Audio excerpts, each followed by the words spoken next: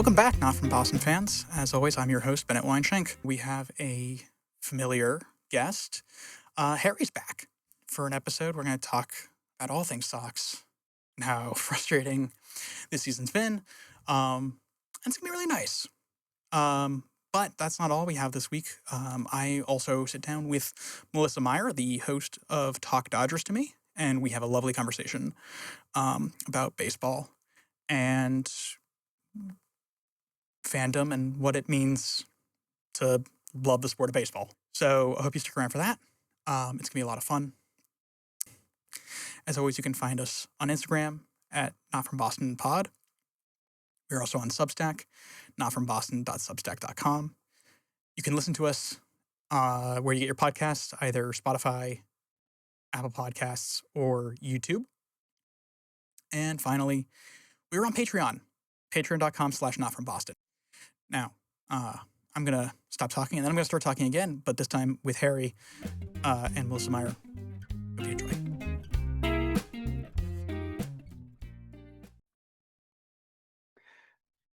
Dude, welcome back. I gotta say, you leave and everything goes to shit. I know, dude. I was like the lucky charm last year, bro. Yeah. It's been a rough go. It's been a rough go. Oh my God, yeah. I mean, yeah, we're currently recording this on Wednesday. The Red Sox are beating the Twins 9-1. This is such a weird fucking team. And I am not having a good time. Yeah, it's been not super fun. I've been watching every game. My voice is very tired right now. If I sound a little crispy, that's why. Yeah, I've been watching every game. There's a few things that I think we can both pick out that we feel like are going great, and there's 85% of the things that are not going well. Particularly, I mean, I guess we should just jump into it. But yeah, thanks for having me back. It's great to be back on the show. Of course. Yeah, I mean, I don't know, with the Twins, with this series in particular, I'm writing it off because I don't know what the fuck happened to Garrett Crochet in game one. I don't know if he got possessed by one of those alien creatures from Space Jam, but like that was weird. And so I'm like, okay, I guess that game is an unusual thing that happens. It's not like the whole team fell apart.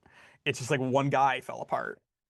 Yeah, and also I knew going into this series, there's always a team at the beginning of the year that's red hot that nobody expects. And it's the Twins right now. They're going to be 11-8 because we're up 9-1 right now. But yeah, they're going to be 11-8. They've been very solid. They've hit the ball really well, which is surprising because their lineup, I mean, besides Byron Buxton, looks like a bunch of dudes that should be in Double-A. But I think they have James Outman on their team too. Yeah. Like they have a couple decent dudes, but they're a hot team right now. We've run into the Angels when they're hot and they end up being a shitty team. Like it happens. I think the frustrating thing at the moment is we're living and dying on run prevention as an identity, and we're not preventing runs. We've had one go around the rotation where all 5 starters were solid, gave up at a minimum a quality start.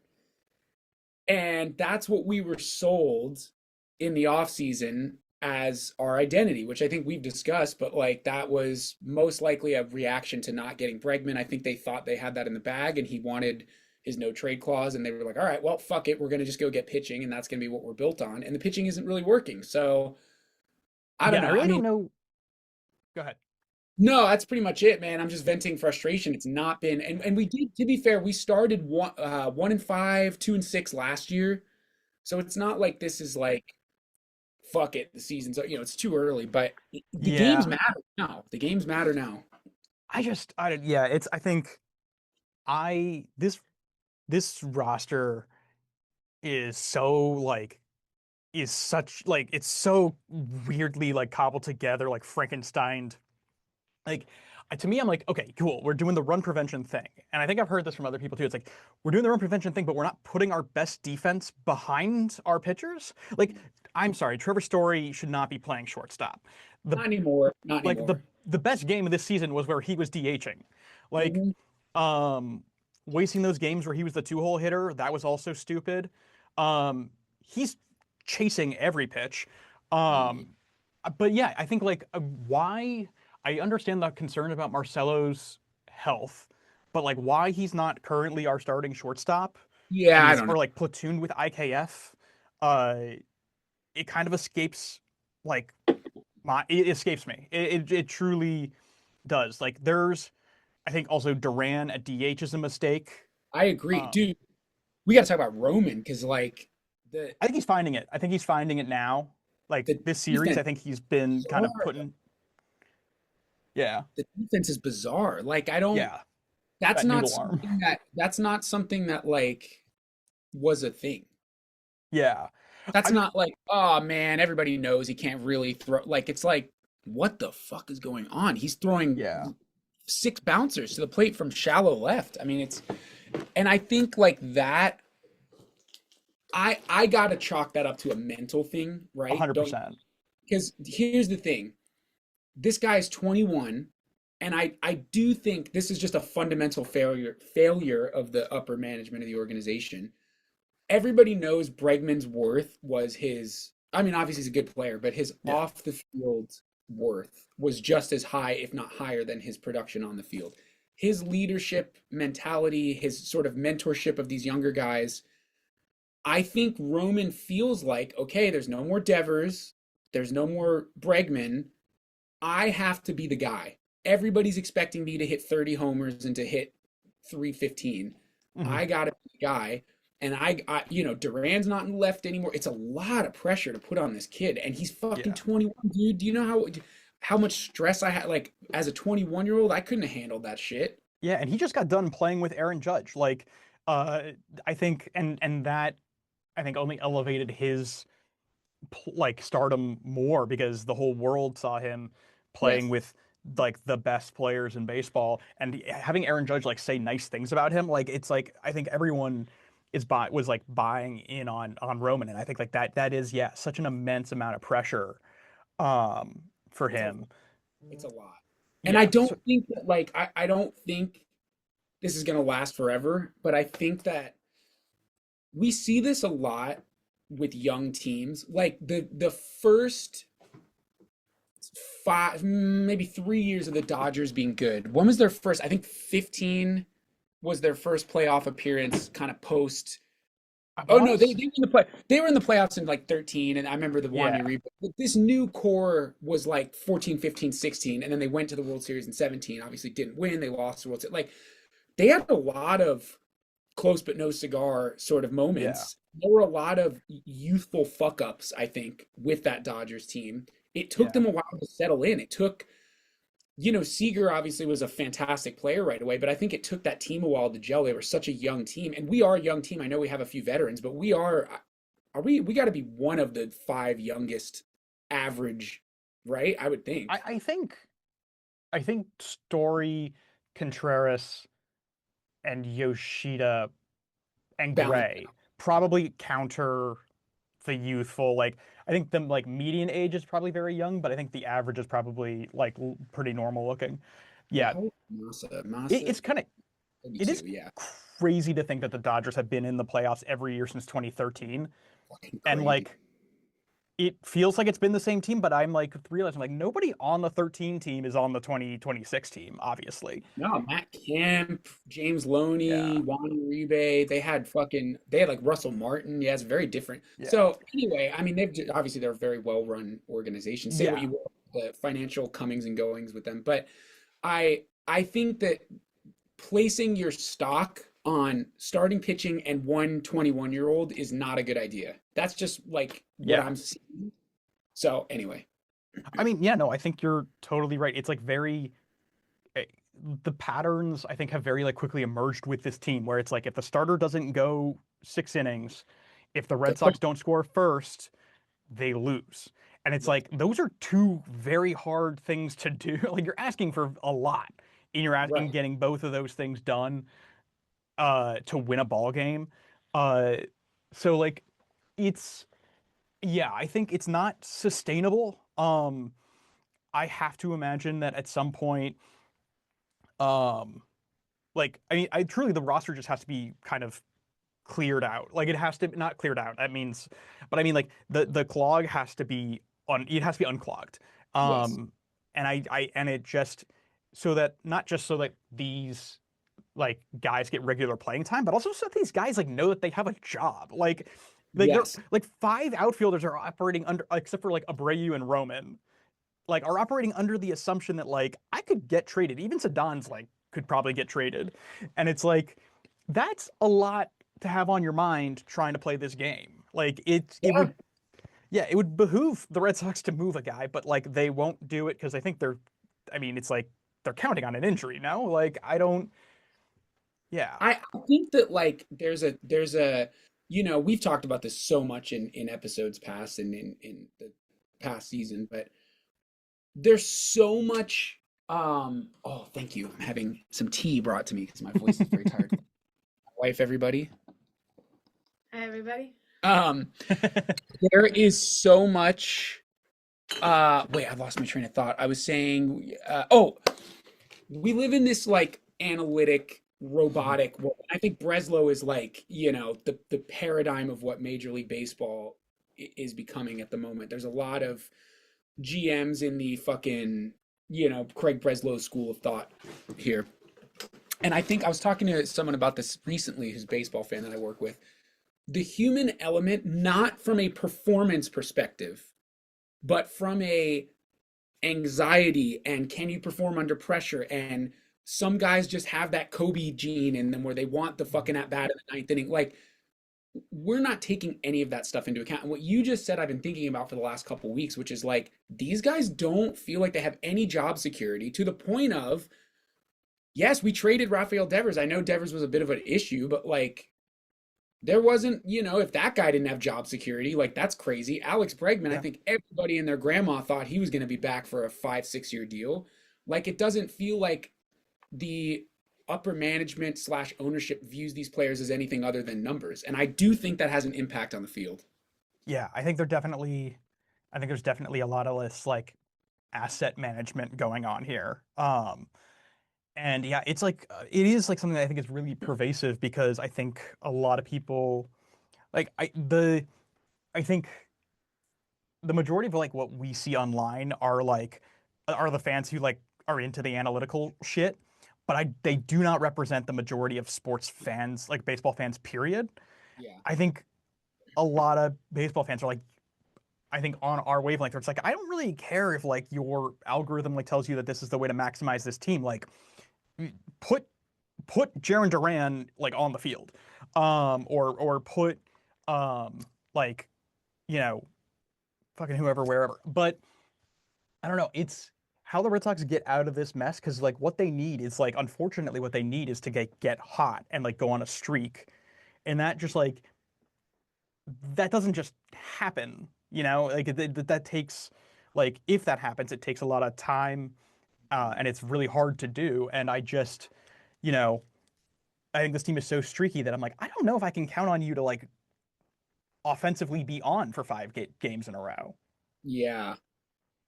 Yeah. Yeah. I don't know. It's a weird construction, man. I don't Holy shit! yeah, I know. That's It that's is why I now was 9-5. that's why I was being silent. I was a couple minutes ahead of you. I didn't want to, Why yeah. are you always a couple minutes ahead of me? That's so fucking weird. Dude, Yeah. if this, I swear to Minnesota fucking just hit a God. 3-run home run. We were up 9-1. They hit an RBI single, 9-2, and now it's a 3-run homer. Yeah, So, 9-5. Jesus. Also, like, why is Ryan Watson? He's got yeah, the most man. innings of our guys in the pen. What are we doing? This guy's gonna, his arm's gonna fall off. They got to put Weissert in or something. I don't know. I mean, this is Mm. just. Weishart's also been rough. Like, it's like everything, something funky, I think, must have happened at camp because they all came into this season just like off. Dude, Like, which is weird because all of them were fucking studs in the WBC. yeah. Well, I think The part of Red that Sox is had the also best like, WBC out of anybody. well, I think like that also might have been playing a part, like the fatigue there, and then, but like, yeah, I just like I think there's something up in that clubhouse. Like I do think that there's a like they're not like a unit yet, and it's weird because I think if despite how rough 2025 felt like at times, like they felt like a unit. Like it felt like that was a cohesive clubhouse with like an outlier, I guess, endeavors, although that probably isn't true anyway. Yeah. Like this feels like a really disconnected roster right now. And I think I feel like something catastrophic would have to happen for Breslow to make moves before the deadline to like fix it. But like, dude, Yeah, the thing is, I feel like this is my opinion looking at the product we're seeing on the field. We're gonna have like a sneaky little win streak. We'll fire out. I was happy that we, took the series from the Brewers, especially with all the like Contreras stuff, which we should talk about. I'm sure you mm, covered it already. That was like a very interesting. I'm sort of two minds about that, but I was really glad we excuse me, my voice is so hoarse today. I'm really glad that we took that series. We took a series in St. Louis, which is a historical baseball town, so that's always just good to go there and get a win. We had some good offense in those series, but we're gonna fire off a streak of like 3 or 4 series wins in a row, and everyone's gonna be like, "Oh, thank God, we're good, we're good, we're good." And I actually think it's gonna be very much a similar story to last season, where maybe we'll get a favorable draw in the wild card playoff round, and then we're not going any further than that. This does not yell very good baseball team to me. It yells playoff team, which I feel like is what the ownership wants. It's a profit and sustainability thing, which we know. I think yeah, anyway. That's what I'm looking at the product on the field, and so to respond to what you just said, I don't think the unfortunate thing is I don't think anything catastrophic will happen. I don't think we're going to get to a place where we're like 9-25. Like that's not going to happen. I think we're going to sneak together a few wins and everyone will be like, okay, look, the ownership will be like, look, it worked. Our plan worked. It's great. The team's good now. And it's just going to be kind of like the same thing as last year. And that's, yeah. in my opinion, not good enough. Well, yeah, they're gonna say like we've been good, and it's gonna be like 89 wins again, Yeah, and if they like win that's 90, dude, they're gonna treat 90 wins like it's like going to the World Series. Like it's like, no, yeah, dude, I want to win 96 games. I want to win the division. I want to, or at least not have to play in that wild card round. yeah. I Blue mean, it's Jays just anyway. Yeah. I don't know. It's also like how we have been spending money. Like I don't know. The Red Sox. I think. I mean, more than anything, I think like their pitching just like needs to feel comfortable with the offense that it has in order to like be able to go. Like I think they're under like I think everybody's under so much pressure to do something that like but I just think, what is like I like what happens if and when, honestly, I think it's more of a when than an if. Like what happens when Christian Campbell figures his shit out? Dude, I was just thinking about him like maybe it was yesterday. I was like, what the fuck is going on with him? Because like there's so much potential for him to be, he's sort of a low floor player. Like Yeah. he's not going to be, and the Red Sox win the game. All right, that is good Oh, news. thank God. He's not going to be a superstar, but yeah, you're right. What happens if he becomes a 270 hitter who can swing it for 20 bombs? Like, I don't know. Yeah. I don't know. There's a lot of weird log jams in this team. And also, I still don't know what his real best position is, like corner outfield. Like, Right. I mean, that's also like deeply unfortunate because it's like I mean, I would I don't know. Yeah, it's like it's just the roster, like wherever you go, like there is just a problem. I mean, truthfully, actually in that case, I think like you it's gonna sound crazy, but like you move Marcelo to third and you put Durbin on the bench and you yeah, do either Rafaela or Campbell at second. I mean, yeah. I don't love Rafael. I'm only hesitating. I still, we both agree on this. I don't love Rafael at second because he's so, dude, that catch he made in center where he fell forward, was that 2 days ago? yeah. My God, I could But not like believe.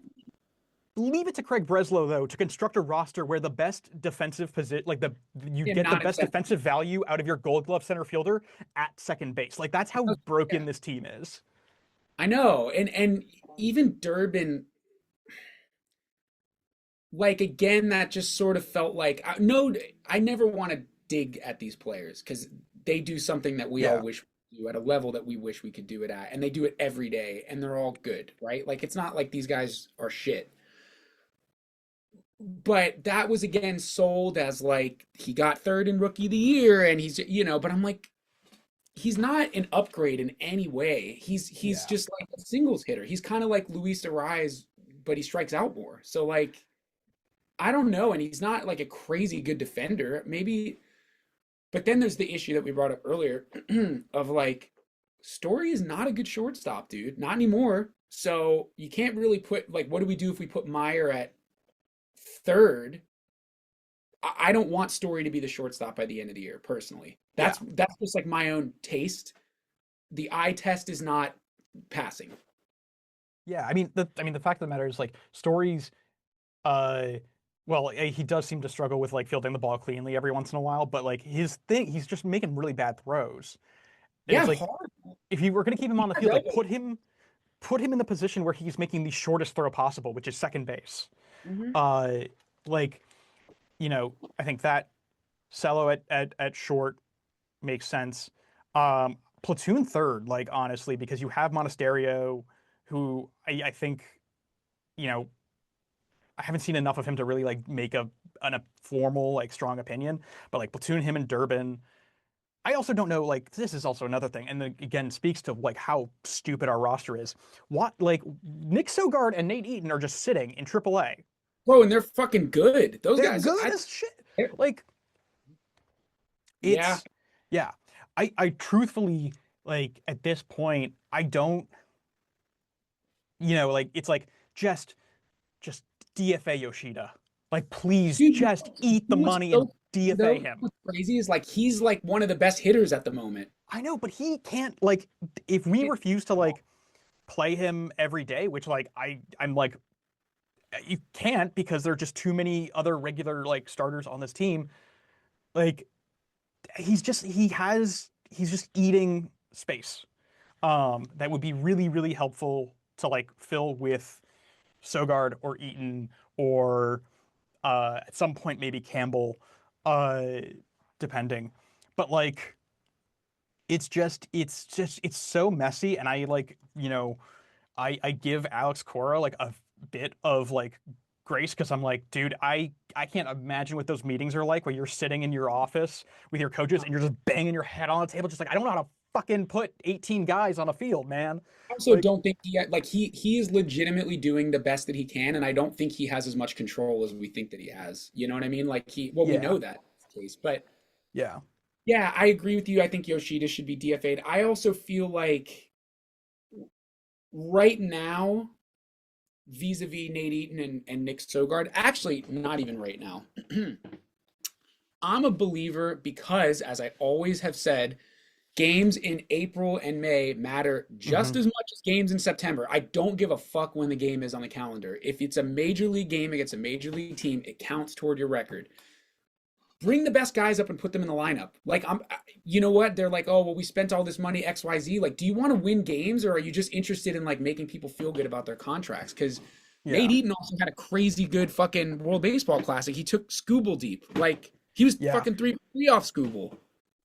yeah. I mean, there's a lot like it's like should Peyton totally be up here? I mean, we have a lot of lefties up here currently, but like maybe I don't know. Maybe It's the pitching. I think like I'm like a less worried about because it'll come uh good.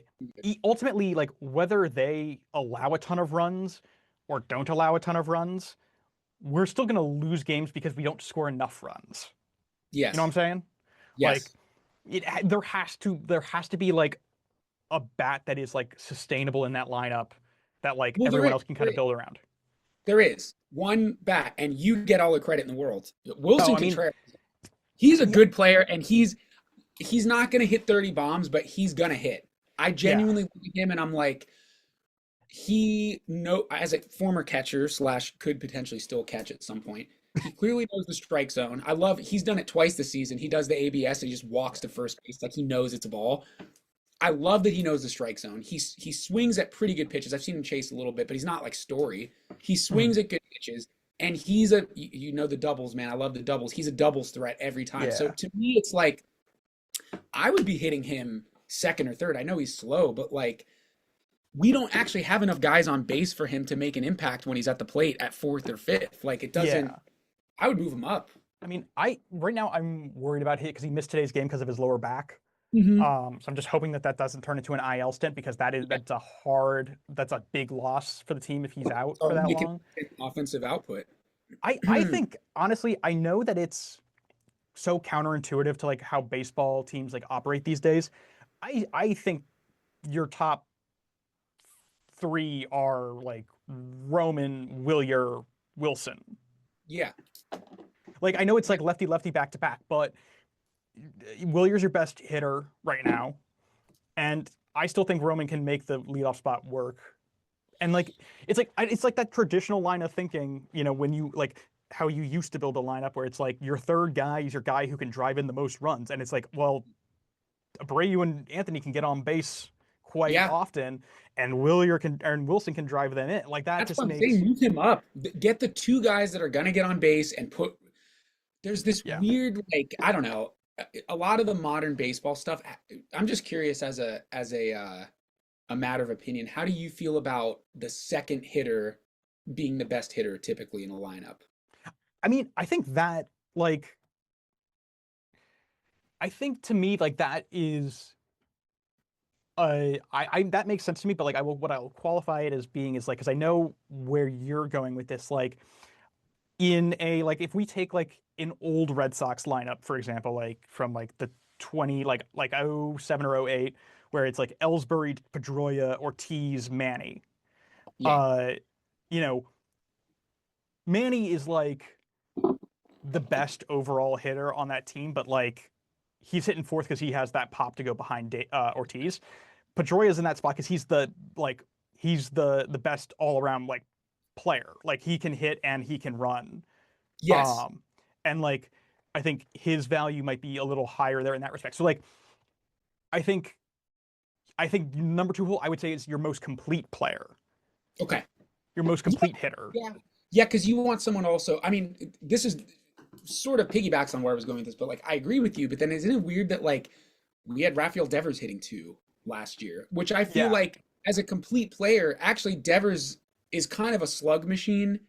He's not a consistent on base guy, and he's slow. Yeah, I want my to steal bases, Yeah, I think Devers liked being in the 2 hole. He clearly liked it in a very specific way, but yeah.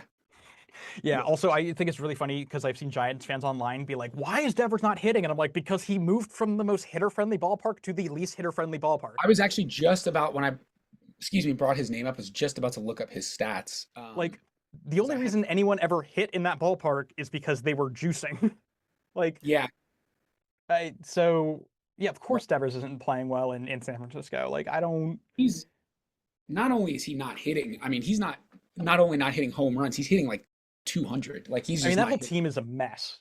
Yeah. And I don't think that's Tony Vitello's fault, but that's a different conversation. Yeah. I don't know. It's so weird though. It's just like out of the gates. I really thought.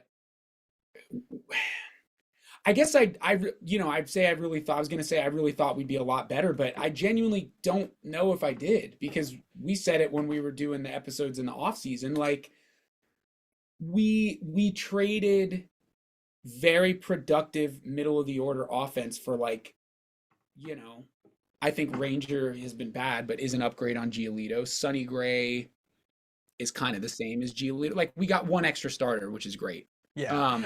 I think both of those guys will be better in the long run. Giolito was good last year, which by the way, he still does not have a team, if I'm not mistaken. Which is also stupid. That's absurd. He was just excellent. Very stupid. Yeah. Yeah, he doesn't. He's a free agent still. How is that possible? I don't. That feels like sketchy to me. Yeah, I think to me, it's like, okay, if we want to give this team the best shot of like turning it around, it's like Duran in center, Marcelo at short, Sadan at second, Story at DH, and just like you leave everybody there, and you don't and like let them play like 2 weeks and get comfy. Like that's this whole like shuffleboard shit is just driving me crazy. Do you think that Story will remain at short by the end of the year? I think he probably will, but I like, what do you think will happen versus what do you want to happen?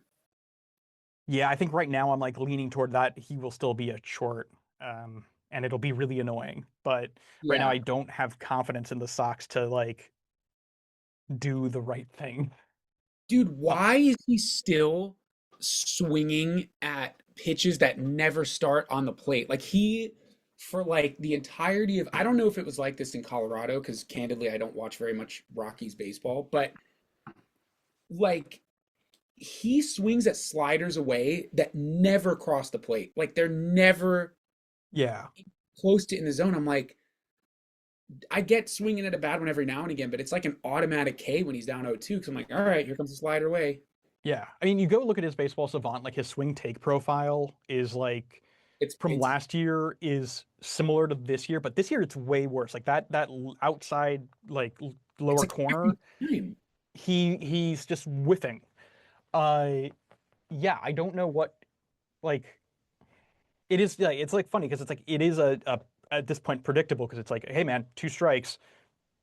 Next pitch is going to be not even remotely close to the plate. Just don't swing, and then Yeah, he just swings out of his shoes.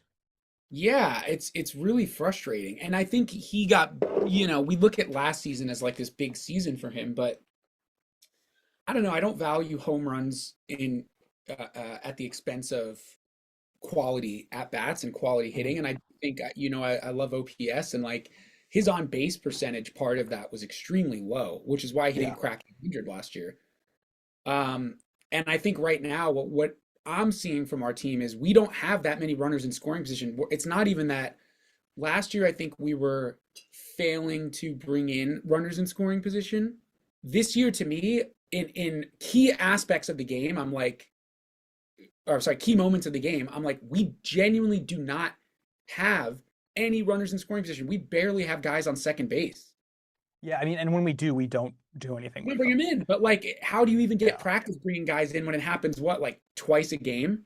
Like, it's like fuck Yeah. hell, dude. We were Yeah, living on hoopers.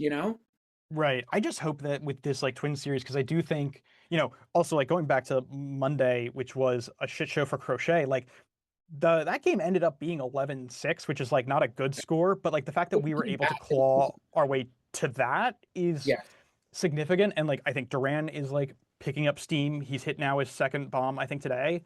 yes. Like I think Roman's putting it together, and it's just like if you guys can put it all together and like keep it together, then like maybe we run and do a long enough run that we can actually like create a little cushion for ourselves. But it's a lot of ifs, and it just doesn't also solve like eventually like we are going to have to figure out this logjam in this roster because we aren't gonna. I don't think we get to the playoffs with this roster as it is. No, I don't think so. And I do think there will be some kind of July movement. But yeah, I agree. And I do think you're right. Roman is picking it up.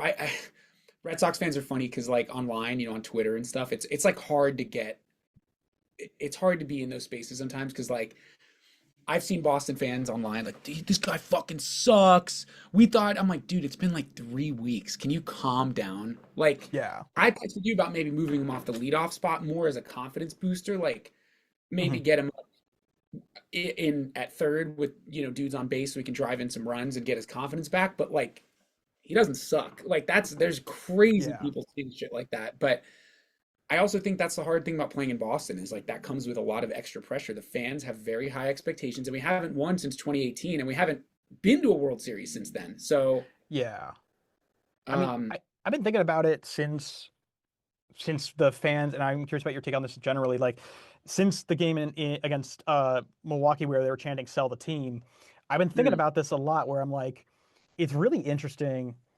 Like, I, Red Sox fans we are like so devoted to our team that like you know when ownership is like we think fucking it all up, like we're like they. I guess my point being the like we love the team so much that even when they are driving us crazy and are sucking, we can't remove ourselves. Like Red Sox fans will No, just we're in. always We're in. we're always going to go to games, always going to watch it on TV, and it's like we completely remove any power that we have to ownership, which we have very little anyway.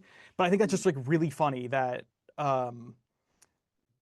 ownership at this point is like, yeah, we can do whatever we want, and we know you'll still show up, and it's like this. It's so Yeah, fucking frustrating. it's a weird thing to be. It's such a blessing, first and foremost, to support a team that has like that type of following, right? And the other team that I love is Arsenal, the soccer team, and they have the same thing. Like Arsenal fans have been through hell in the same way that Red Sox fans went through and are currently going through hell. Where they haven't won shit in 20 years. They just like keep getting second place in the league. And the fans are always going to go. It's always going to be sold out. And in the same way, like the Arsenal ownership has recently started spending more money, but for about 20 years, they were just like, who gives a fuck? Like it's all about making money. I think what is going to have to happen if this continues, and I mean, dude, the expectation, like the bar has to be higher than making the playoffs. Mm-hmm. Making the playoffs is not an acceptable bar anymore. We broke that last year. Great, we made the playoffs. We're back. If we go to the playoffs every fucking year and we get out in the first round, then what the fuck? Like that's a waste, you know? It's like you're not doing shit. Yeah. What happened at Arsenal is people stopped buying jerseys. There was like a huge, there's a big online fan community of Arsenal fans, and they genuinely were like boycotting buying the kits. They were just like, we're not going to buy the jerseys because fuck these guys. And it took the wallet getting hurt for the ownership to change it up. I don't know if that's going to do it with John Henry, but I think we have literally the highest ticket prices in baseball. Am I not mistaken? We do in fact have the highest ticket prices. And we have a team that's, what are we now after today? 7 and 11. 7 and 11. Oh, nice, tight. Nice. 7 Yeah, that's pretty cool. So it might have to take. I'm not gonna buy that jersey, but you're right, because it's like, who am I kidding, dude? If I'm in Boston, I'm going to a fucking game. I'm gonna buy the jersey. If they do another City Connect, I'm gonna buy it. Like, who am I kidding? Yeah. So I don't know. I don't know. I think that's an interesting point. Because in the same front, you could look at the Pittsburgh Pirates, who like their ownership doesn't do jack shit. I guess they kind of have this year, but like their fans don't give a toss either way. Like they're just not going to go to the games, and it doesn't impact their decision making either. So yeah, I don't know. But like if the Pirates got good again, the Pittsburgh would show up. I think like they've kind of, it's been, I think Pittsburgh is like where Boston could be in like 15 years if Henry, like if they continue this like thing. Yeah, Pittsburgh also has a huge prospect right now, which is, and they have Skeens, obviously. Like that's bringing people in. So yeah, anyway, I don't know. It might take some crazy shit like that. Yeah, I'm also thinking about like, Cora's contract is up after next year, and I mean next year obviously is like a question mark because of the CBA or whatever. But then like Dombrowski was around for 4 years, Heim was around for 4 years. And then this is year 3 of Breslow. So I'm like, we are, if patterns are consistent, we are on our way to a change, another change. And I'm like, yes, I think if this team continues to suck, like if we have a losing record in August, who gets fired first? I mean, unfortunately, probably Cora. It shouldn't be. Yeah, because what do I want to happen? It's if we have a losing record in August, this is very clearly not even a Breslow problem. It's a philosophy of baseball problem because Heimblum and Breslow they're distant cousins. You know what I mean? Like Dombrowski was like a different thing altogether. Yeah. And it's funny, I forgot to text you this, but I went to a buddy's birthday party on Saturday, and I met a dude at the party, and he is from Boston. We were talking about, I'm like, oh, I'm a huge Red Sox fan, and we were talking about the Red Sox, and he's like, oh, I used to work for the Red Sox for like 10 years. I just moved out here and like quit the job. And he told me he worked under Dombrowski, Bloom, and Breslow. He's worked under all three. Doing what? I don't know exactly. Like he was pretty drunk, admittedly. So like I was kind of trying to get the answer, but something in the like analytic number crunching department. I think he's a math guy. Okay. But what he told me, he's a real baseball fan. He's not just like well, the stats say this. Like he's like, I played varsity baseball. I love baseball. So he said, and I'm not surprised, working under Dave Dombrowski was the most fun he ever had at any job. He's a little bit older Yeah. than us. That's the most fun I've ever had. He's like, dude, the news we would get in our chats and our work chats, like, holy shit, we're getting JD Martinez. Like, it was like so exciting. And he was like, it has been so dead and dull. Like working inside that place is like a fucking cave ever since Dombrowski left. So I think, obviously that plays that has no sway over what I'm about to say, but I just thought that was interesting. I think genuinely at this point, if we are not in the playoffs this year, the entire philosophy of the organization needs to change because this like, Tampa Bay North situation, it just doesn't work. It doesn't work. And again, I always hate the Rays thing. They're like, oh, the Rays, they built a good team. They haven't won shit. How many rings do they fucking have? I don't care that they went to a World Series. Like, it doesn't matter. They didn't win. It's also like not like we've built. I mean, the Rays still have a low payroll. It's not like we've built more efficient organization. We're sixth in payroll, I think, like sixth or ninth. Like we're still 200. We're over the second luxury tax. Like it's 260 some $million. Yes. It's just that like we're spending it wrong. Like just completely like we're just spending it incorrectly. Yeah, I agree, and so that's kind of where it lies for me is like I think Cora would be the first to go, which is a mistake. Yeah. I actually think Cora is a fantastic manager, and as time has gone on, I loved him the first season, fucking hated him the first season he came back because of all the cheating stuff. Yeah. I was like, this fucker. But he clearly knows baseball. I mean, he's a real lifer baseball guy, and I appreciate that. And I think he can play both sides of the numbers game, which is cool. But he's going to get the can, but that's a mistake. And I think what the worst thing that could happen is we go into a season where we bring in a new general management organization without Alex Cora, because he's been kind of the constant throughout the last three. Yeah, but him being here, like 4-3 general, like that's the anomaly. Like no other manager in baseball has been around for 3 GMs. Yeah, and I honestly, again, it's an eye test, but it seems to be the years that we make the playoffs and do well. It's like despite the organization because of Alex Cora. You know what I mean? Like I certainly think our, 2021, his management decisions as far as bullpen management got us very close to that World Series. Mm-hmm. Yeah, I don't know. I mean, it's a long-winded answer, but I think he'll go first, and I think that's just such a fucking mistake. Yeah. I don't know. And I also like, I don't even know. Like, I guess like there are more options to replace him than like who replaces Breslow. Like, I don't know who would take that job. But I don't know who the big candidates for front office positions are. They typically show themselves. There's like who is the guy they interviewed? Was it Will Venable? Like they had a few dudes that they interviewed.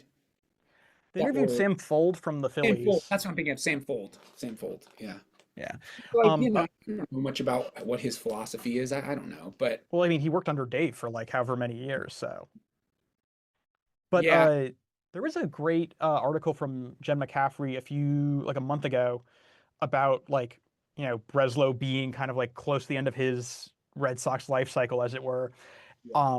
But that he and Chaim Bloom became very good friends because they both their sons play on the same little league team.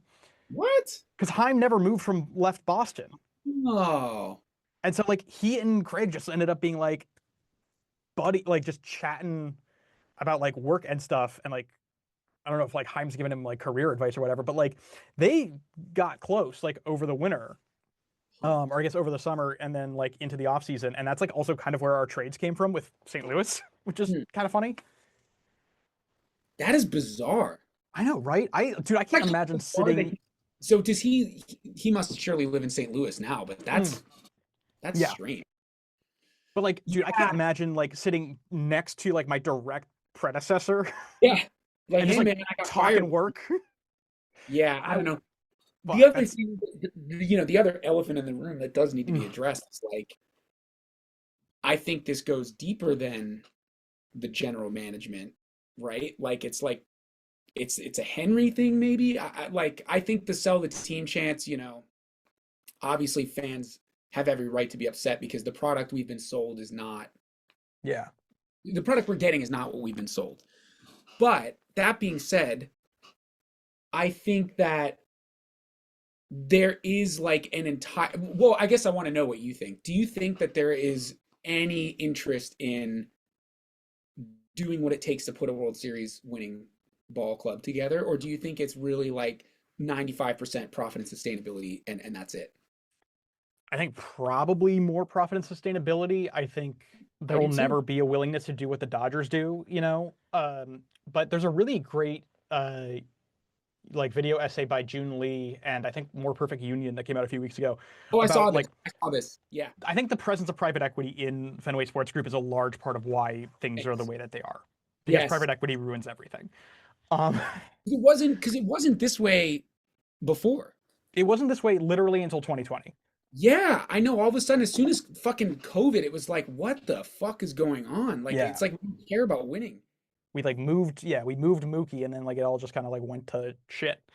Um, but yeah, I don't know like how that I don't know how that piece changes. Like I don't it's like I think sell the team is like not ever gonna happen. Yeah. Yeah, Um, no, it's not. I'm fully aware of that. yeah. It's not even worth like dreaming about that because it's just not going to happen outright, you know? Yeah. I mean, I hopefully like yell chanting it enough at games is like enough to like make them be like, okay, I want them to like to make the ownership be like, yeah, I want them to stop yelling that shit. Can we just like please go win a World Series? Like, I don't I know. know if like that's persuasive enough, but I think yeah, that's the thing though is like when I see the Dodgers cuz I got to go I think we texted about this. yeah, I got to go last week like very last minute and it's like you look at the Dodgers as an organization, there is no other option than winning the World Series. It's not even a fucking option. And they get to charge high ticket prices. They get to charge $11 for a fucking hot dog and $10 for a bottle of water because they're the fucking Dodgers, bro. I Like they still think get the that like I still think that's fucked up. Like, no matter how much you win, I'm like those prices are insane, no, and they're absurd, of course. But if there's any team that gets to do it, it's the fucking Dodgers. So it's like they still drive I me nuts. it's Like, horrible. I bought a bottle of water. It was $9, like 8.99. Like, what for the little I'm smart like, water? It's crazy. So, yeah, um, I'm like, we get it. You guys are good. Like, is it? I don't know. I was thinking about this recently. I'm like, like, to me, like, I think we've talked about this before. Like, winning the World Series is always great. yeah, Every time it's happened in my lifetime, it's always been great. 2018 was by far the least great World Series to win for me. yeah, Even though we yeah, won 108 games, it was like it was so easy. We just yeah. bulldozed You expect to everybody. win baseball from day one. Yeah. And I was Yeah, like, and I like, you know what? To win a championship, I want to like, I want it to be a struggle. Like, I really want to like fight to the death for it. Which is why like '04 and '07, I think, even though I like love that team, like, I think the Cleveland series is that piece. But like when we got to, Colorado, it was just boom. Um, but like 13 and '04 in particular are like, those were seasons that were like hard. They came after grueling like seasons before in different ways, but like those series like really those championships felt earned in a way. In a way, you know what I yeah, mean? totally. It wasn't it that those teams weren't manufactured to just like 2018 was a little Dodgers esque, not Yeah, necessarily in the way that we did our finances, but just like it was a super team, dude. yeah, I saw like one of those Instagram reels. It was like MLB lineups that you probably forgot about. And it was like, bro, holy shit, those guys were yeah, fucking, they were all hitting like 270 plus. They all had 30 homers. Like, it was like yeah. Mookie, Devers, young Devers, Bogarts, like starting to hit his prime. Fucking JD Martinez. Who am I missing? Steve Pierce. What a fucking player, Steve Pierce. Like, you know, Benintendi, yeah, Bradley, yeah, Benintendi. Holy shit, outrageous team. yeah. Yeah, and So I think like it's like obviously fun as hell to watch that, and like I loved every second of it, but it also was like, man, I would love this to be like I would love this to be a little bit harder. Like, yes, yeah. yeah, I actually remember. I remember watching the first game of the World Series and thinking I'm pretty sure I was with Lisa. Mm, We were at a yeah. bar, and it was literally like, yeah, they're gonna win. I almost hope they lose a couple games just so it's a good series. Like I literally was like Yeah. not bothered. The Astros, I was a little bit bothered until they won the game. Bradley Jr. hit the grand slam. I was like, all right, series over. Yeah. So Yeah. I agree with you. There's no like imprinted winning identity into this team. They're sort of like they're it's almost like it feels like we're expecting to just automatically waltz into the playoffs a little bit. And I don't Yeah. know if and I'm like, what gives you the right to think that? Which is like also kind of funny because we like baseball fans like we learn nothing in terms of like every single year for the last like 3 or 4 years it's been like, oh, the Dodgers are going to win 116 games, the Dodgers are going to like whatever, and every year like last year they like had to play the wild card game, like Yeah, they only won 93 games, they like barely snuck it in. And I think like that is you know kind of funny because I'm like, I was like, I know that it's like on, like I'm watching them dominate, and I'm like, I know this is like, I'm like, this team is going to go to the World Series, but I'm yes. also like, I know that like every time I've thought that previously, like that hasn't always happened. I will say like 24 when they played the Yankees, I was like, I don't think ever, and I don't just say it because I hate the fucking Yankees, but like in my like bones, I was like, this Yankees team is not going to win the World Series, like, Interesting. but Okay. then, but with the Blue Jays it was like, and obviously like that came true because it was like 7 games and it was like down to the wire. Whereas like the Dodgers might lose this. Which is so funny. I have to tell you, it's so interesting because I think we talked about this during the World Series, but I never thought the Blue Jays were going to win. I was like, they have no fucking chance. Even in Game 7, even being down, I was with the dudes from my team, and one of my buddies was like drunk as fuck, and he's like, Miguel Rojas. He literally said this right before he hit the home run. He's like, he's gonna get a hanging slider. He's like drunk out of his mind. He's gonna put the swing of his life on it, and like next pitch he did. It's like no one ever felt stressed. Yeah. No one ever felt like it I wasn't mean, gonna happen. the Dodgers were like literally like what, like 1 or 2 outs away from losing the World Series. I think that there was literally one out in the ninth. Yeah. Like so yeah, I don't know. Like in that, God, that World Series was so epic. It's like kind of crazy. But Amazing. I mean, in that respect, I'm like, I like that when the Dodgers get to the playoffs, it like I'm like that's what I want. Is like if they're gonna get to the playoffs, I want the playoffs to be fucking brutal for them. I'm with you. Like at least make it because a sweep is never a sweep is bad. Like a sweep is bad.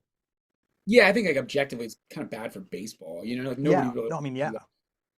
But I do think like the Dodgers winning the World Series like 3 in a row, like whether or not like how you feel about the salary cap aside, like do you feel like the Dodgers winning still kind of is what's going to tip the like that whole fight over the edge?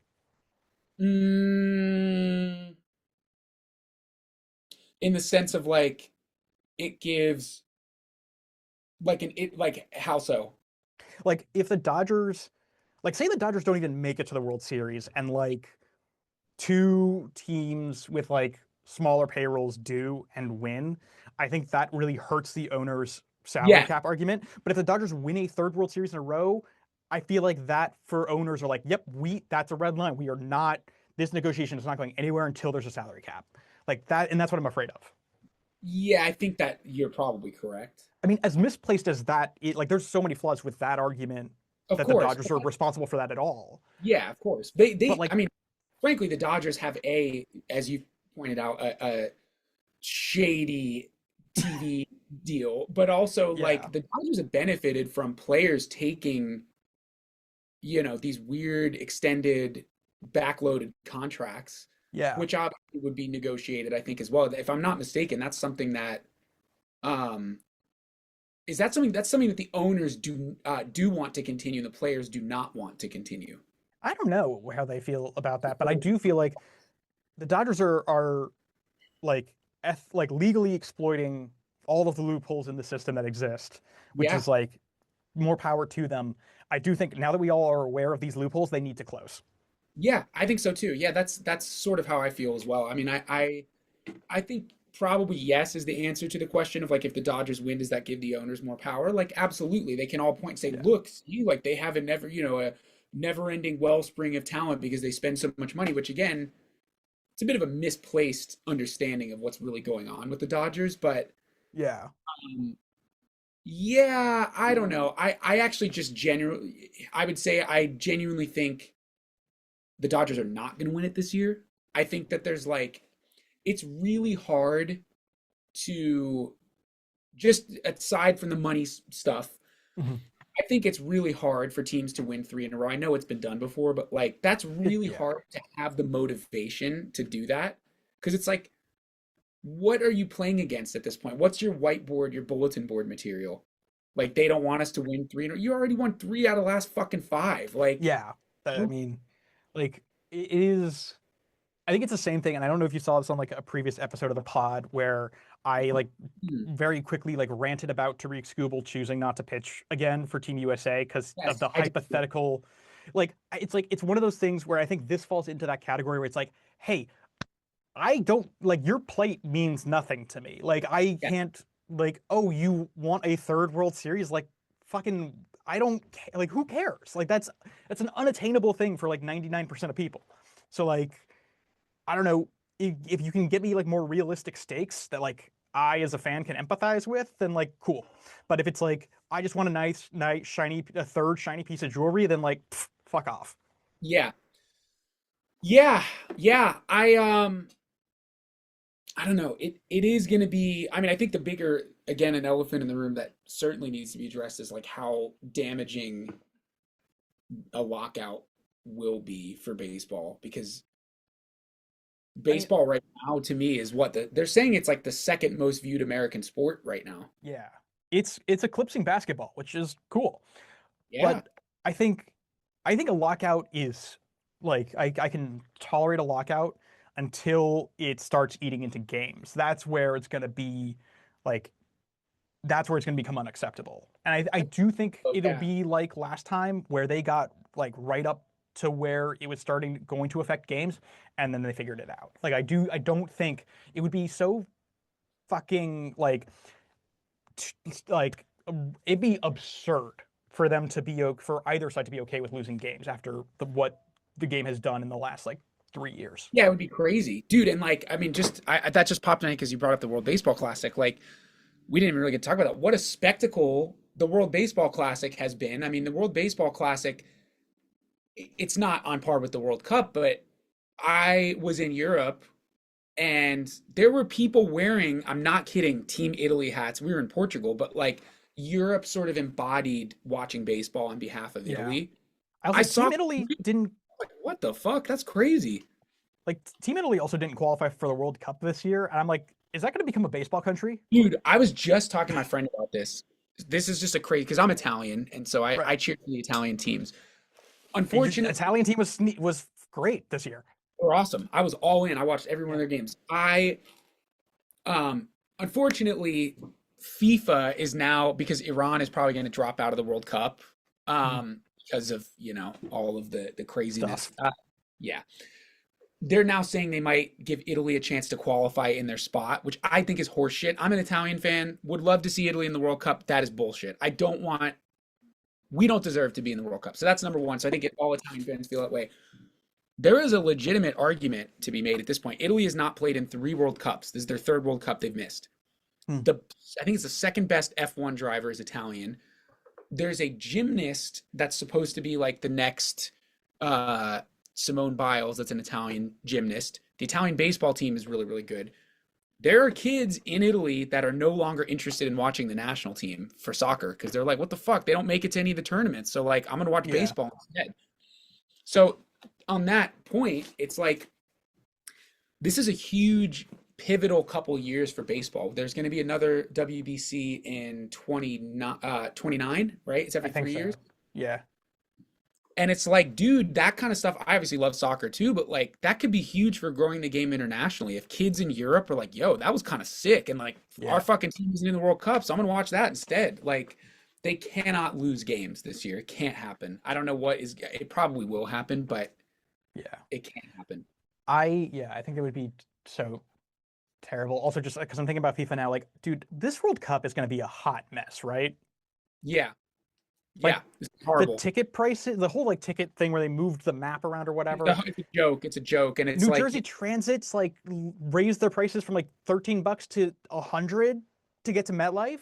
no, and like FIFA's just a shitty, corrupt ass organization. Like that's what I'm saying. Like they're probably so stoked that Iran is not going to be in the Yeah. world. Like they're like, oh, thank God we can get Italy in there. It's like fuck you guys. Like But this is like a World Cup, dude. it's Like gonna like fans who come from abroad and like I'm sure you can like you get this because like you were just abroad yourself, like in Europe. It it's a totally different like getting to the game, getting to and from a game is totally different here than it is there. Like yeah, nobody's driving to a game in Europe. no, they're taking a train or when we were in Lisbon, man, there's like little trolleys and shit. It's so Yeah. easy to get around. People are gonna be so pissed off. It's gonna be so difficult.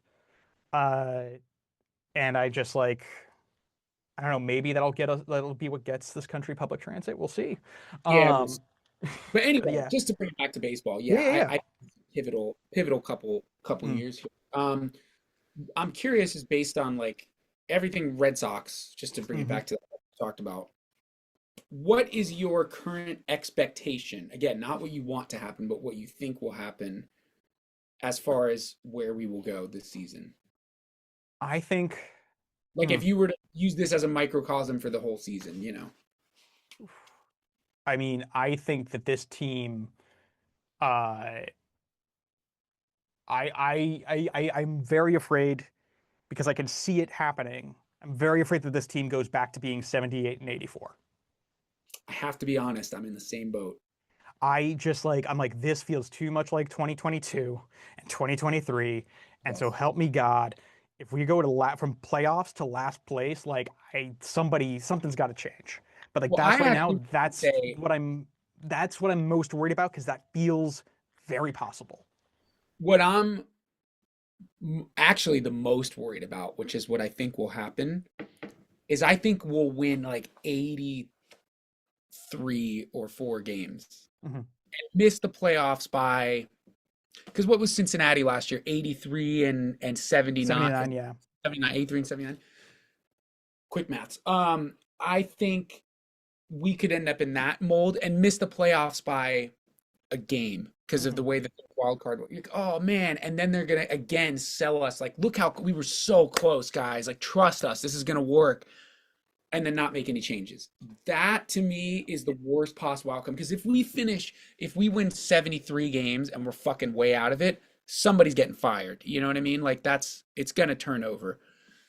Yeah. My fear, and based on the way this team plays, what I think will happen is we'll win a competent amount of games, we'll be above 500 and miss the playoffs, and it'll be fucked up. Yeah. I That's could what I also think. Yeah, I could also see a situation, and it's happened in years past, where we are like on track to make the playoffs, and then Yes, we just like crash and burn in September. yes, yes. I feel like that's also very because this team is streaky. It's just like that's the thing. Is I'm like this team is streaky. It's just what matters is like what kind of streak they go on and when they go on it. I just think the players, aside from Anthony, like the players that we are betting on are just like not like I don't think it's a surprise that like Story is not performing super well. I don't really think he's well past his prime. Like I think, it's cool he opted in. He's a team leader. That's great. But like we can't rely on him to do what he did last year. That was kind of an anomaly, I think. Like he's not going to hit 25 homers. Yeah, maybe. I hope I'm wrong. I hope I'm wrong. I really like him a lot. Mhm. So I hope. But I think it's like you said it earlier. It's Anthony Abreu, Contreras. Those are the big bats, and Duran. I think Duran will have a good year. But like, where else is the run production going to come from? That's going to get us to that 90, 92, 93 win season. which even then, as I said earlier, I still don't think that's good enough. Yeah. So I don't know. Yeah. That's just my opinion. I'm in the doldrums at the moment. I'm like, man, this is just. I was really hoping to explode out of the gates, and it just didn't happen. Yeah. I don't think we've had a good start in a couple of years. Years, So, yeah, years. yeah. Anywho, All well, right. I think that's a good rock Yeah. point. Is there any like Major League Baseball news that's like crazy? Like, are we missing anything? I'm trying to People think off the just top of my locked in the Red Sox. You know who's terrible? Hmm. Is the fucking Mariners and the Astros. Yeah. Right now, like the beginning of the season has been so funky. Hard. Like it's so strange. Yeah. But they'll Yeah. figure. Hey, 7-9. I mean, that's the other thing is like that. Actually, that's really the last thing I'll say is like we're 7-11. The Blue Jays are 7-9.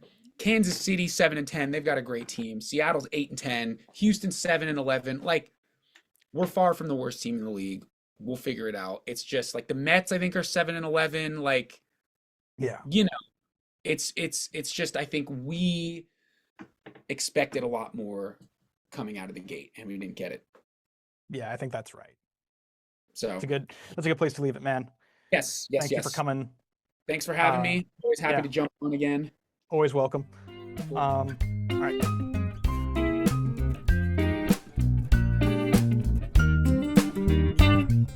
Harry, thank you so much for being on the show. That was a ton of fun. If you're still here, awesome. Thank you. Be sure to stick around because up next, my conversation with Melissa Myer. What a cool space. Thanks. Oh, now I can see you. Yay, great. This has been like a wild couple of minutes because I'm trying to figure out Zoom with you and my phone rings and it's Santa Monica, so I think it's you. And so I answer and it's this woman from the FBI who I was trying to reach yesterday at work calling me back. Oh. And I was like, oh my God, this is like, I'm so glad you called me back, but this is the worst possible time. So it was a really, really fun 5 minutes. I still have a New Jersey number anyway. That would make, that makes sense. Who's the third person in the Zoom? Oh, so there are two USC devices that are like working in tandem in the studio. So like there's an iPad under the desk that is doing the Zoom, and then this system is hosting the Zoom. And then there's you. Cool. It sounds cool. I truly don't understand how I made it work just now. Like I'm kind of just like figuring it out as I go every single time. I feel you. I wish I could come in person. It's so cool there. It's just hard to get over there, especially on a Friday. I know it's no, I get it. Definitely welcome to come anytime, but yeah, it's a pain. I don't know. I just gotta live with it. I haven't been to Santa Monica in like a couple of months. That is literally a twice a year, maybe once a year thing for me because of just like. Oh my gosh, that's like, so crazy. I'm like, it's such a drive. I'm like, I gotta really. I think friends normally like to do birthdays on the beaches, so like that's always a good time. Mm-hmm. You feel so far away. I know it. In the Zoom. And in this like weird, blue cavern. But anyway, shall we get into it? Yeah, I'm ready. Cool. It'll all be, I think I tried to mix up some of the more just chill, fun questions with, I wouldn't say they're not hard questions, but you know what I mean. Anyway, Melissa, thanks so much. As long as you know that I know a lot about the Dodgers and not that much about other teams. I know. The first thing I want to ask, which I want to, as I do more interviews, I want to ask everybody is like, what is your earliest core baseball memory?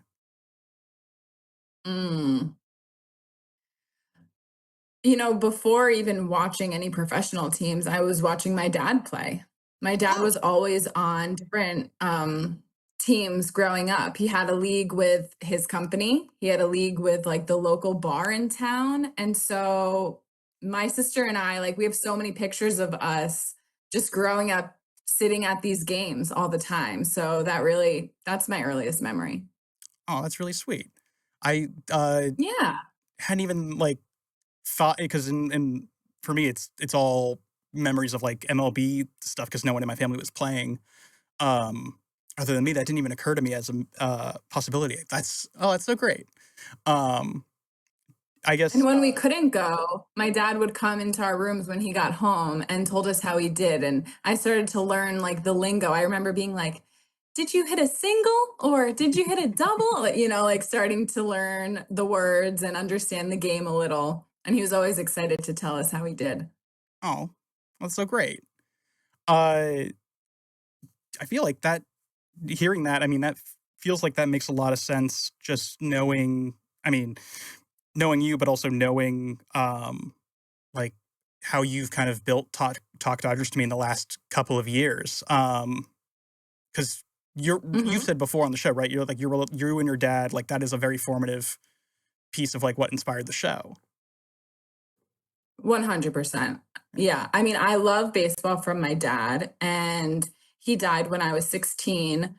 And baseball really has always been my connection to him, when he was alive. And now that he's been gone, that's maintained. And we may not have rooted for the same team, but I think he would love that I found a team that I love as much as he loved the Phillies. Yeah. I mean, so you guys both would have been pretty happy this weekend, given that the Dodgers swept the Mets.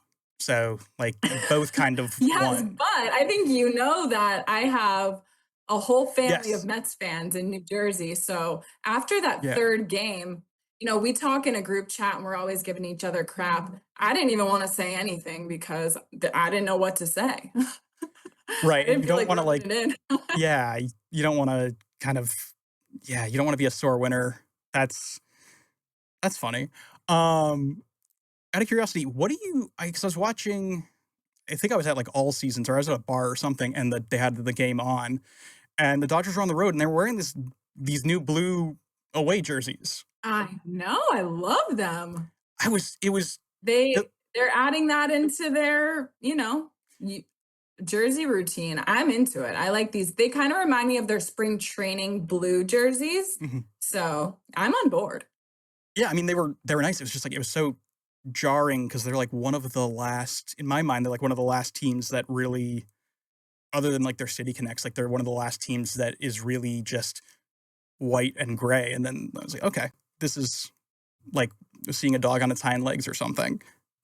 So I'm curious. I thought this was funny when I wrote it down. I don't know what you'll think, but what do you think is more likely to happen first? The Dodgers missing the playoffs or gas in Los Angeles being under $4? Missing the playoffs. Yeah.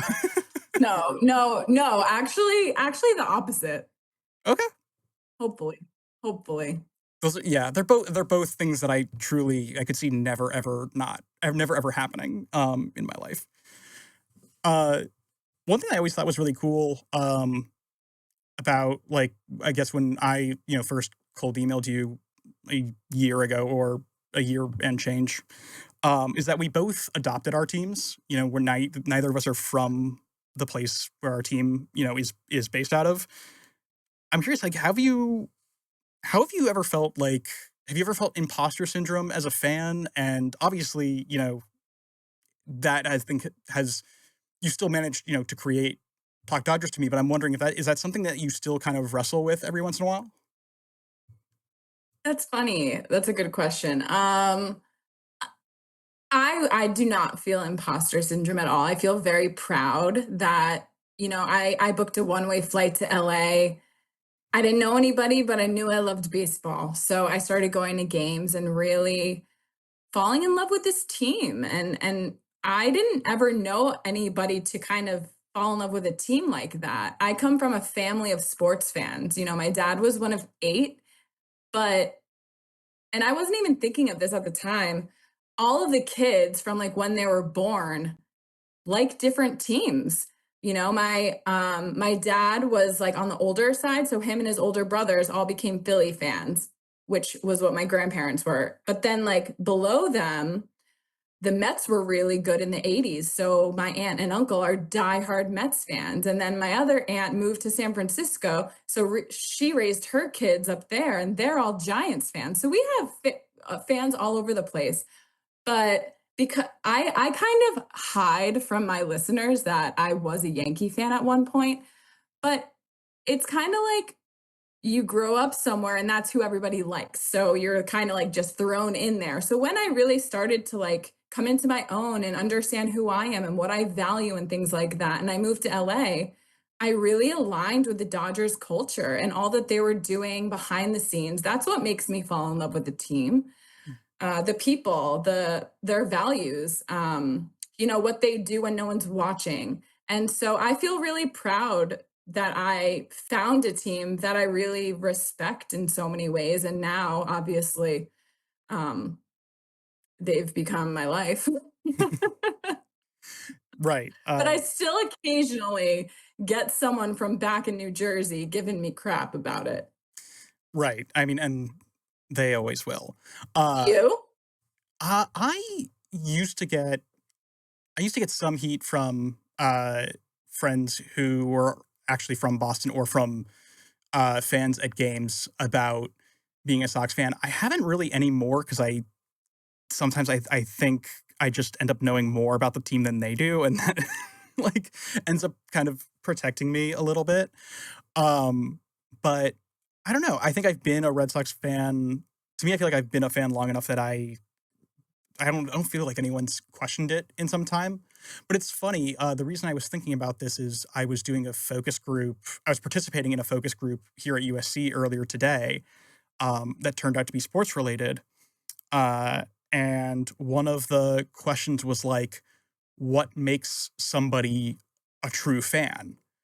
And there were a lot of different answers, and mine, which I think kind of to your point speaks to my values. I was like, you have to be with that team when they're great, but you also have to be there when they suck. Mm-hmm. And, not just bail when things get tough for that team, which I guess was like not the popular opinion, but go figure. But it was definitely an interesting conversation. I guess to that end, like, what do you think about that question? Like, is there such a thing as like, or something that makes someone a true fan? I like what you just said, go sticking with a team through the highs and lows.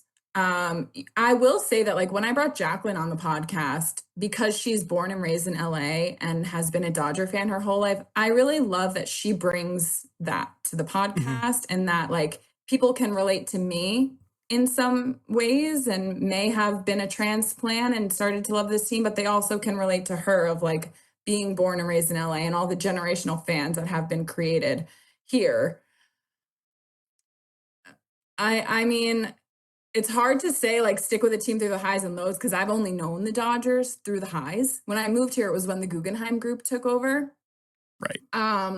We were asked this question recently, and I gave some answer, but in the comments, people were saying like, if you can name the managers, like going back like years and years and years, like I think everyone has a different story, but like, why can't anyone just be a fan of a team?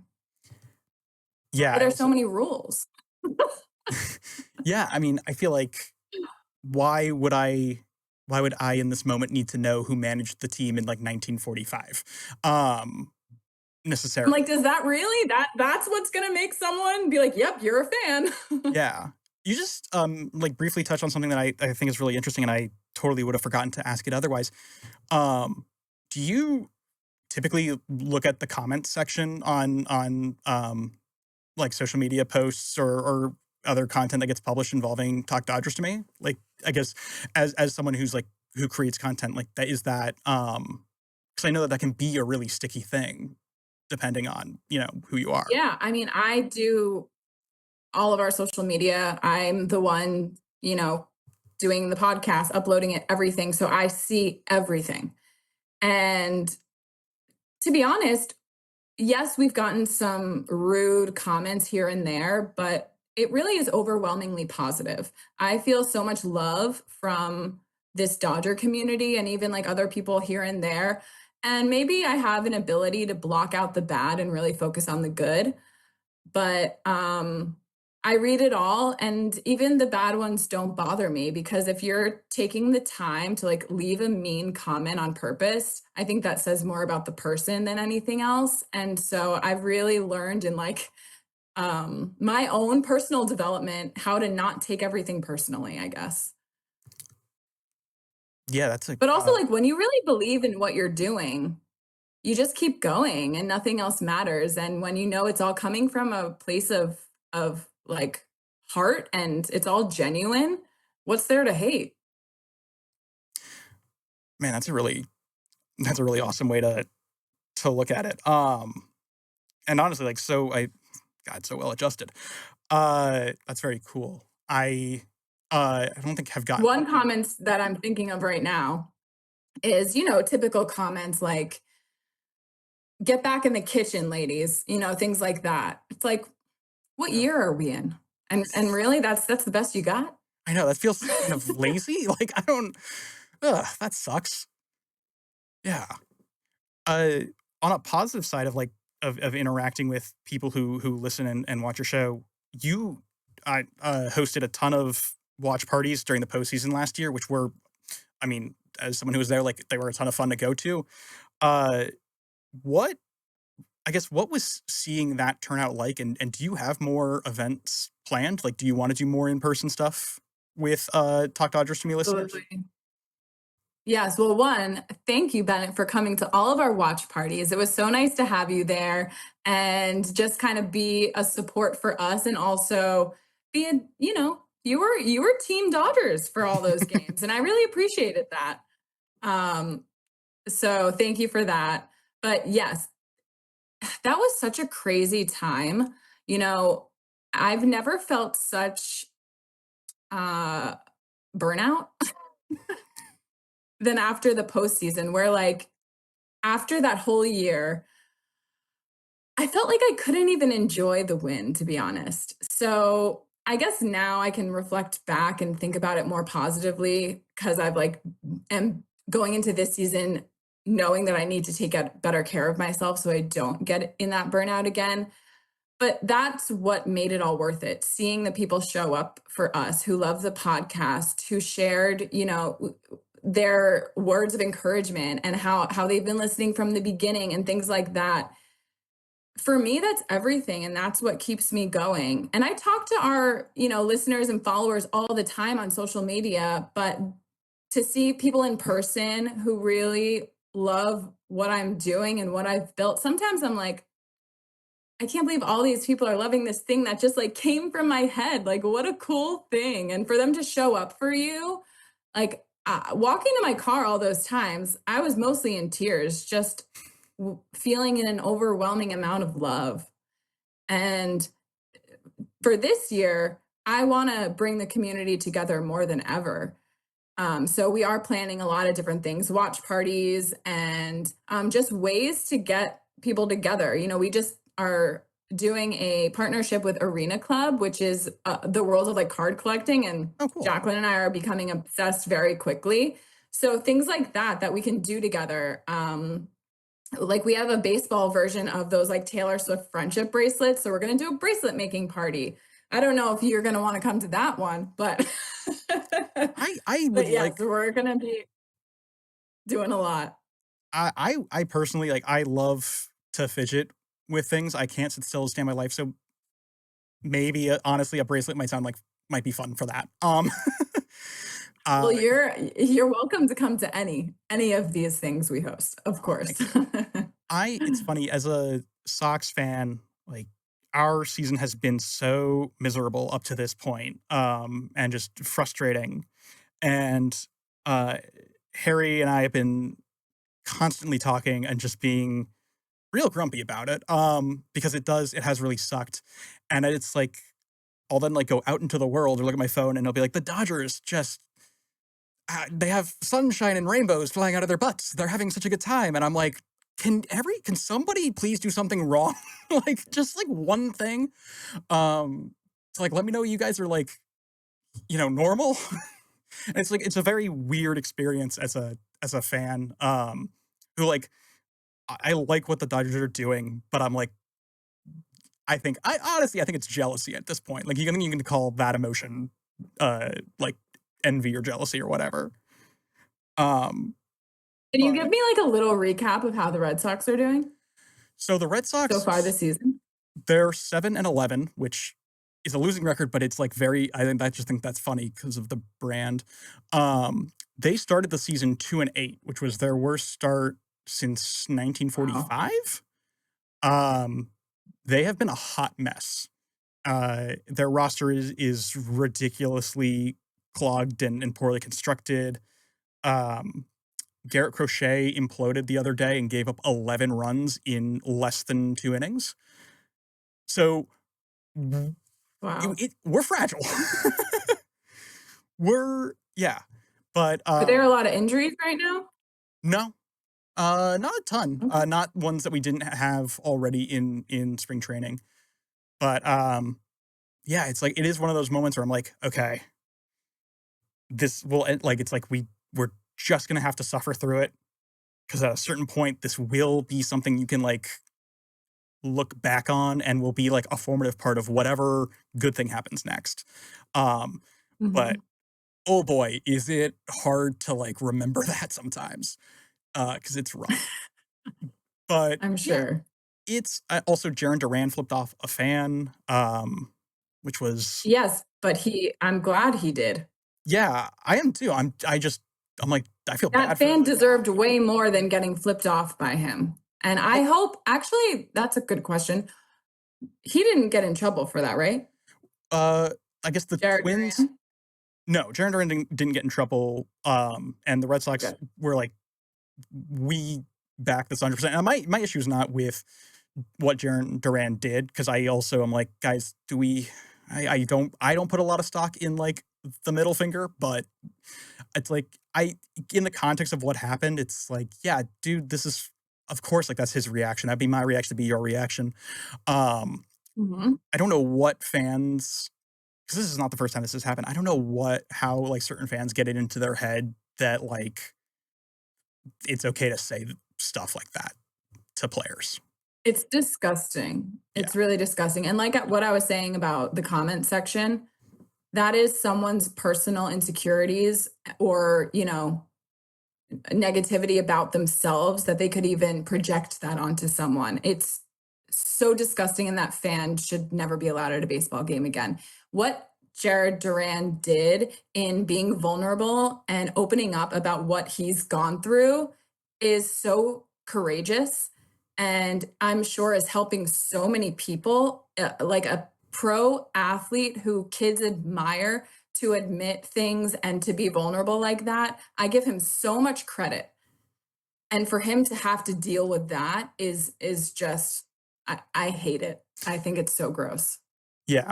I also think like in a weird way, it's his reaction this time demonstrated growth on his end because, this happened last year too. And when it happened last year, he like he wanted to like charge into the stands and like confront the fan and like had to be kind of held back. And this time it's just, he's just as he's running by, just middle finger. And I'm like, I think like in a weird way, I'm like, oh, you've like that. I think in a weird way that does speak to his own like growth on this Growth. journey where it's like, I'm going to acknowledge that you suck, but like, I'm not going to let it, I'm not going to let it fully pull me out of this moment. Like it has in the past. And I think that's really cool. I think that's great for him. Cause I want him to Mhm. be like, I want him to, stay in a better place. Cause and it was, yeah, really, um, I think moving and special for him, for any like pro athlete to talk about mental health like that and like in that detail. Um, it was very, I don't want to say cool. That feels almost like the wrong word, but it was like it was welcome, you know. Brave. It's really brave to do that, to have all those eyes on you, and still like be willing to talk about the uncomfortable things. Like, I think we need more of that in this world. For a kid to watch that, if they're having feelings, similar to him, and not feel alone and be like, wow, a professional baseball player could feel this too. I think we need more of those stories and people willing to share so that other people don't feel alone, Mhm. Yeah, no, I completely agree. And I think that kind of, honestly, that makes me think of this next question, which was through each step in the process of making Talk Dodgers to me and just being out there and being with fans, do you find yourself leading with your head or your heart? And for you, which one is easier to listen to? Oh, my heart. I lead with my heart for everything. And that's me. And I love that about me. But, since starting the podcast, I mean, I'm sure you can relate to this a bit. Anytime like you're starting an entrepreneurial journey, it is going to test you and show you everything you need to learn, all the areas you need to grow, what you need to shed. So, these last 2 years have been a fast track of learning and growth for me in so many ways, and an up and down roller coaster, and I know a lot of the behind the scenes, but um, when I meet fans, it's definitely all love. Yeah, that's Do you mean great. like being open to meeting them? No, I just meant Like like talking to them? no, I meant mostly just you know, I think in building, the identity of Talk Dodgers to me, and I guess in a way building like your identity for yourself like relative to that. I think Mhm. because there are times for me where I'm Okay. thinking about this stuff and I'm, you know, really like I'm in my head about it. I'm like, how do I grow my following by this amount in this amount of time? And like, you know, um, how do I make, content, an episode that is like, more broadly appealing in this way or in that way to certain people. And then there are moments where it's like, it's just, where in my gut, it's like dude, just make fun content about you loving baseball. Like that's all you want to be doing anyway. Um, Yeah. and like, you I know, don't think about the numbers. I really don't focus on that. Um, Everything for me, like I'm a fan. I'm a Dodger fan. So I'm creating a whole brand for Dodger fans who are like me. So I feel like if I just keep going and staying consistent and staying true to myself, that's what's going to come across. And like, that's the stuff that I like to see. So everything for me comes from my heart. Baseball to me is family. And that's what it is for so many other people. And that's the brand I'm building. It's a more than baseball theme. It's a conversational, not analytical. And, um, there are definitely times that I have to put on my businesswoman hat, and if something's not working, then change it and look for those types of things. And even like people watching me step into that role has been tricky. And me really owning it and not just kind mhm, of stepping to a new version of me, and feeling proud of that. But it all just comes back to, it's all more than baseball, and it's bringing people together in a time where sports is really one of the only things that is uniting people. yeah. If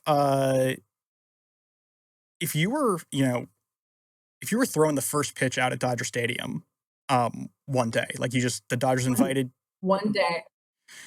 uh, which Dodger is catching for you? Oh my gosh, that's so hard. That's like asking who my favorite player is. I can't choose one. I love them all. But I will say right now, and you know what, you might like my answer. I love Mookie Betts. Mm, He's my fave at the moment. If I were to get a jersey, it's his. I love his growth mindset. I love watching him and learning from him. So I would ask him. I do like that answer. I hope he 'cause I know he's on the IL currently. I hope he, bounces back sooner rather than later because I never like to see him hurt. Um, I know too. so in addition to to both being baseball people, we both have spent some degree of time in the film industry. Uh, Hmm. and I was curious because for me, I know obviously my answer for this, but um, how big a factor was your love of storytelling in building Talk Dodgers to me? If a love of storytelling is there, obviously it might not be, but how does Oh, storytelling play a role? 100%. I think that's kind of everything. And I've always loved that before I was working at the film and TV production company that I did. For me, growing up, with a dad who was an addict, there was so much that was out of my control and I didn't understand. So listening to other people like share their stories or escaping into something really great was like all I had for so long. And that's also like what made me feel not alone. Like when I would listen to someone else share their story or be inspired by something like that inspires me. So that definitely is what I want to do for people. I love shining a light on people who don't normally get a light shine on them because, well, one, like you never know what people are going through. And it's just like a beautiful thing to give people that opportunity and like the relatability factor. So that's so much a part of Talk Dodgers to me, and constantly thinking about those kind of inspiring stories to tell and the why behind certain things, even with like the partnerships I'm doing. I want to interview the companies to find out why why did the CEO want to have a card collecting company? Kind of learning those stories. I feel like we're moving into an era where we're really valuing authenticity. Hmm. So, like the purpose behind things, it really draws me in. And I feel, like that with a lot of people too.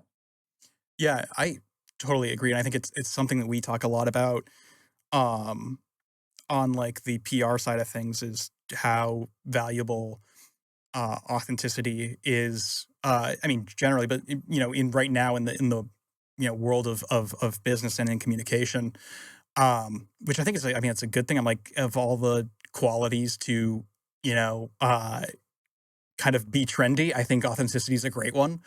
Uh, I know, I but love it. yeah, it's so I can't complain about that. But I also think that's really cool to I think to ask those kinds of questions of brands that you might be working with beyond just why are you interested in me, but why are you interested in you? That's I think a really fun way to think about things. Uh, Yeah, I'm also never going to align myself with a company unless I believe in them and unless I actually like the product or whatever we're doing. So that kind of just brings another light to that as well. I'll never just take a paycheck. And like I'm always gonna need to know and understand and really align with them. yeah. So between being a production coordinator, a life coach, a baker, you've worn a lot of hats, first of all. But between those three, how did each role help you develop Talk Dodgers to me? Hmm. Well, I mean, I had been wanting to start a podcast. It had been on my mind for years. And I guess like when I booked a one-way flight and moved to LA, I felt a fire in me to figure out my purpose. I felt like there was something I was meant to do and meant to find. And I've really been following that fire in me ever since and understanding where my passions are. I think my biggest dream was to do what I love for a living. And I'm chasing happiness. I never saw myself sitting at a desk at a 9 to 5 job. That's actually my last job before I moved to LA. I was working at a headhunting company, just like right out of college. a job from like a family friend. And I'm sitting at this job as like the receptionist, and everyone would come and talk to me. That's always kind of who I've been through all my jobs. And they would just be like waiting for the clock to turn 5 o'clock. Mhm. And I just didn't get it. Like they did that every day. And none of them were happy. It was like you just clock in, clock out, wait for the weekend, and then you do it all over again. Like I didn't understand why they wouldn't just do something they loved. Obviously, that was like 19, 20-year-old me. And there are, there's a lot that you have jobs for. It's not Yeah. all, dreamer minds. But I still do think you can find work that is fulfilling and creates happiness. And there was a moment where I was at that job and I just walked into my boss's office and I was like, I'm quitting. She's like, what are you doing? And I went home and booked a one-way flight to LA. And I'm like, I'm moving to LA. But like that kind of started that of just diving into my passions and trying to figure out. And through all those jobs that you mentioned, that was me diving in at the time. And I'm an all in or all out person. And if something's not working, then I'm going to change and figure something else out. So it all kind of, the trust the journey quote, like that corny quote you hear a lot, like I really feel that now. And I remember people saying it to me over the years as I'm trying this and trying that and kind of moving from this and the other. I was always following my heart, staying true to myself and doing what I thought was right at the time. And the reaction from other people of like feeling like I'm doing a million things, it did get to me, but like I just believed in myself and this purpose that I felt so badly, that every one of those jobs helped me in what I'm doing. Working at a restaurant helped me understand people and how to deal with people and showed me how good I am with people and how I love to make people feel special. And that's when like people started saying to me, wow, you ask really good questions. And it's like sometimes you don't know what's special about you because it's you, it's just natural. So unless someone's pointing it out to you, like I remember that moment like, oh, I do. But and then like for the cookie business, I called it more than cookies. And that was like my mom and I making cookies together. My podcast now is a more than baseball theme. So it really does all tie together. Working at the film and TV production company, I saw my boss, Frank Marshall, have so much fun with his work and was at the top of his game. And it's like, that does exist. You can create the job of your dreams and have a really fulfilling, happy life. And it was just so inspiring to me. And that's where I ended up doing the first season of the podcast. So it really all did lead to each other. But now, like looking back, the people I met, the things I learned from each one has helped me in what I'm doing now in so many different ways. I mean, I gift cookies to the guests that come on the podcast. It all has tied back in. That's awesome. I mean, all of that, the whole answer was awesome, but the cookies for guests, that's very cool. I am running out of time in the studio, but I have time for just like one more question, and it is going to be a fun one, because I thought it was, again, funny when I wrote it. Hypothetically, let's say that you start dating two people. You find out that one of them is a diehard Padres fan, and the other one hates baseball. Oh boy. Wow. So I have to choose one of those? You can choose to date neither of them. I mean, you're a free person. How much do they hate baseball? Because I did just date someone who not like hated baseball, but just like wasn't into it. But he really appreciated how much I loved it and like loved hearing me talk about it. So that was cool. I was fine with that. Let's say that this I don't hypothetical. know. The Padres, Yeah. I don't think I could do that. I'd rather date a Giants fan, actually. I've I dated a Yankees fan like very briefly, and we didn't know that we were on opposite sides, because the person who had set us up thought we were both Yankees fans. And so I called him and I was like, "Hey man, why would you tell her this? And he's like, because I don't care like about baseball enough to remember what team you like. But yeah, I think that, yeah, that's, I don't know. It's a case by case thing, I feel like, for me, but I don't know. That's funny. That's yeah. I mean, I feel like Hating baseball would be a bigger deal for me. Padres fan would be really hard, especially right now. We have like this heated rivalry with the Padres, so there's no chance. You know what? Fair enough. Melissa, thank you so much. Do you real quick want to tell people where you can find Talk Dodgers to me? Absolutely. So you can find Talk Dodgers to me anywhere you get podcasts, Apple, Spotify, YouTube. We are Talk Dodgers to me on Instagram and on TikTok. And we'll be hosting a lot of fun events this season. So stay tuned. We'll be posting all about it on Instagram. And we hope to see you there too, Bennett. Yeah, you probably will. All right. Thank you so much. Yeah, I'll keep you in the loop. Thank you so much for having me on. This was fun. Always fun talking baseball with you. Oh my God, yeah. I hope your Red Sox turn it around a bit. Me too, man. I need a miracle. That's been our show. It's been a ton of fun. Melissa, Harry, both great hangs. As always, guys, like I said earlier, like and subscribe, Instagram, Substack, Patreon, Spotify, Apple Music, or Apple Podcast, and YouTube. Yeah, and as always, see you in a couple weeks. Have a good night. Or day. Whatever.